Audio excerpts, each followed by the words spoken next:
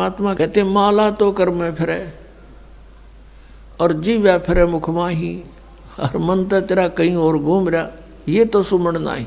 108 मंत्र आपको बताए जाते हैं, ज़्यादा भी कर सकते हो कोई बात नहीं, और किसी दिन कम भी रह जाते चिंतित नहीं होना चाहिए, क्योंकि परमात्मा को पता है काल ने यू एजेंट छोड़ रखा मन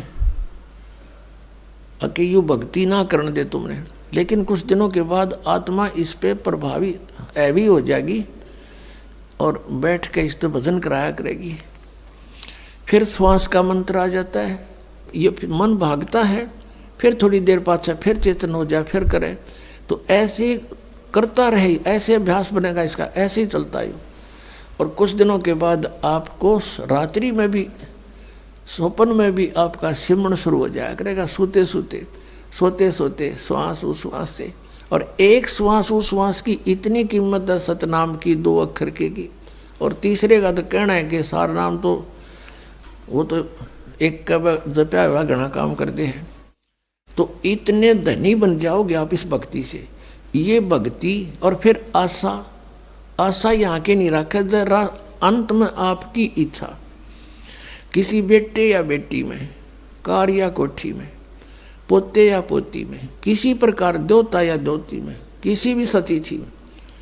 मान लीजिए आप वृद्ध होगे और उधर से आपकी बेटी विधवा होगी, तो आपके साथ काल ने यूँ और एक जाल कर, बेटी वही विधवा होगी जो नाम तो दूर होगी। अगर बेटी भी नाम ले रही होगी तो नहीं हो सकती उकचुक, गारंटीड बात है।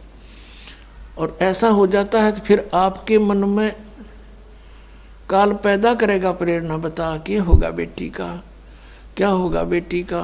वह बेटी महात्मा रह जाएगी, फिर वहीं की से पशु बनकर वहीं फिर हल खींच रहा होगा। एक किसान था, परमात्मा की आत्मा था, कहते हैं जो जन मेरी शरण है। पुणात्माओं आप समझोगे, क्योंकि बालक नहीं बुद्धिमान समाज है आज मानो। किसी का बालक बिगड़ जाए, बेटा या बेटी, उस माता पिता से पूछ कर देखो वो कितना दुखी रहता। सपने में भी उसको ये चिंता बनी रहती है कि किस प्रकार मेरा बच्चा फिर से लाइन पकड़ जाए, उसके लिए कितना दुखी होता है। और हम उस परम पिता के बच्चे, उसी के बेटा बेटी हम, और वो हमारे, हम कितने बिगड़ के यहाँ आगे इस काल का फंस गए। अभी हमारी रेल बना रहा है सबकी, ब्रांड मैट्री कर रखी यहाँ पर, ले लिए इंडिया हमने इसके साथ आकर के। लेकिन वो कहते हैं ना माता पिता बुरे नहीं हो सकते, बेटा बेटी वैसे 100 गलती कर दे। अब उसी विधान से वो हमारा पीछे फिर रहा है। परमात्मा कहते हैं कि जो जन मेरी शरण है, एक बार भी किसी युग में ये भोली आत्मा मालिक से टच होगी, कभी उसके भेजे हुए दास से कभी उपदेश ले लिया, तो फिर वो रह भी गया यहाँ पर, फिर भी मालिक उसके पीछे पीछे फिरता, कभी इसने सद्बुद्धि आ जा, किसी प्रकार फिर से ये लाइन पकड़ दे। तो ऐसा ही एक किसान था। अब उसके पास परमात्मा गए और उसे राम रमी करी, क्योंकि पिछला संस्कार जो होता है उसमें गुण होते हैं। उस किसान ने कहा आओ महाराज, आओ बैठो, भोजन पाओ महाराज, दूध लाओ रे तेरे चाचा महाराज खातिर दूध लाओ। बहुत सेवा करी। अब परमात्मा ने कहा, भक्त कहा चौधरी साहब कुछ भक्ति भी कराया करो। बोला जी भक्ति करा हम खूब। क्या करते हो? शिव जी भगवान का जल चढ़ा दिया और श्याम जी की पूजा करते हैं, 8 ने पूड़े तार लिया, 2 ने खीर बना ले, और कभी कभी गंगा स्नान भी करके आते हैं। परमात्मा लगे उन्हें समझान, काफ़ी देर तक सत्संग किया, समझाया।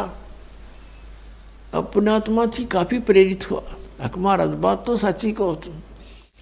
कहा फिर उपदेश ले लो भाई। अकना अभी नहीं, अभी तो बालक छोटे छोटे हैं, इनको कुछ इनकी विवाह कर दूं और ये काम संभालने जोगे हो जाए महाराज जी, फिर पक्का नाम ले लूँगा। परमात्मा चले गए, साधु रूप में थे। बालक भी विवाह कर दिया बच्चों का, वो सारा कारोबार भी संभाल रहे हैं और पोता पोती भी हो रहे हैं। तब परमात्मा गए, अक भाई भगत अब तो आजा मेरी शरण में।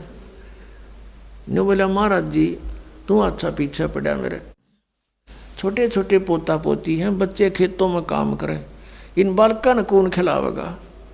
इब नहीं माड़े ये बालक ठीक हो जाने दे, पोते पोती माड़े बड़े हो जा थोड़े से, फिर आना। अब वो फिर गए परमात्मा, 5-7 वर्ष के बाद बूढ़े की टिकट कटी पाई, वो मर लिया। अब क्या देखा कि वही व्यक्ति अपने ही घर में बैल बनकर आ रहा है और पुत्र उसने हड़ में जोड़ रहे। वहां पहुंचे परमात्मा।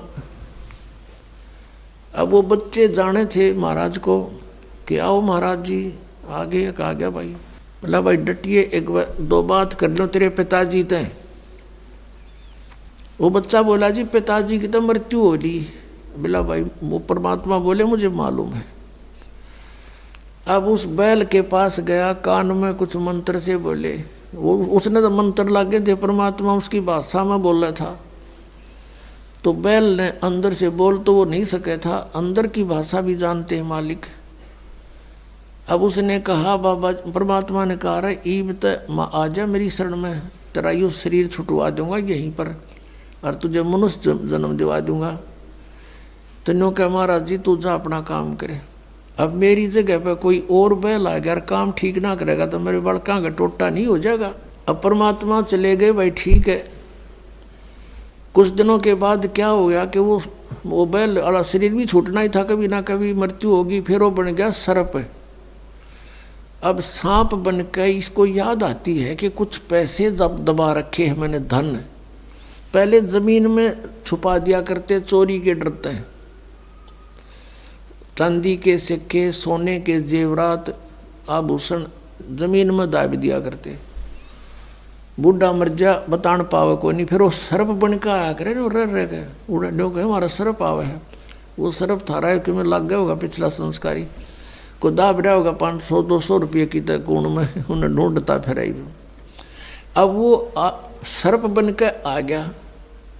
वो जो ही सर्प बन के घर में घुसा, बच्चा ने पता लग गया, उसके मारे लठ वो डंडे डंडे मारने लगे, इतने मोरी में के निकल के और बाहर उसका जंगल सा था उसमें खिसक गया और वहाँ पड़ा पड़ा कर रहा है सांप। अच्छे डंडे लाग रहे, उसकी सांकड़ी गई टूट। तो परमात्मा आए और वहाँ बैठ के न बोले सुना भगती अब के सलाह तेरी। ने बोला जी ले लो शरण में। ने बोला वह शरण मत आया पर सांकड़ी तोड़वा का आया तो। अब परमात्मा कहते हैं जहाँ आसाता बासा हुई और मन कर्म वचन